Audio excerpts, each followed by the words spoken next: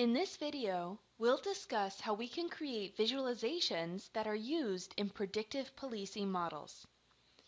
In almost every application, before we even consider a predictive model, we should try to understand the historical data. Many cities in the United States and around the world provide logs of reported crimes, usually the time, location, and nature of the event. In this lecture, we'll use data from the city of Chicago in the United States about motor vehicle thefts.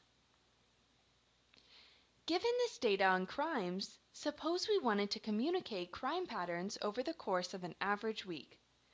We could display daily crime averages using a line graph like the one shown here, but this doesn't seem too useful. We can see that crime tends to be higher on Saturday, but when on Saturday and where? We could replace our x-axis with the hour of the day and have a different line for every day of the week to understand when crime occurs in more detail. But this would be a jumbled mess with 7 lines and probably very hard to read. We could instead use no visualization at all and instead present information in a table like the one shown here. For each hour and day, we have the total number of crimes that occurred. This is a valid representation of the data, but large tables of numbers can be hard to read and understand. So how can we make the table more interesting and usable?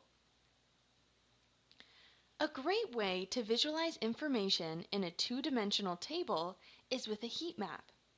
Heat maps visualize data using 3 attributes. 2 of the attributes are on the x and y axes, typically displayed horizontally and vertically. The third attribute is represented by shades of color. In this example, lower values in the third attribute correspond to colors closer to blue, and higher values in the third attribute correspond to colors closer to red. For example, the x-axis could be hours of the day, the y-axis could be days of the week, and the colors could correspond to the amount of crime. In a heat map, we can pick different color schemes based on the type of data to convey different messages. In crime, a yellow to red color scheme might be appropriate because it can highlight some of the more dangerous areas in red. Your eye is naturally drawn to the red areas of the plot.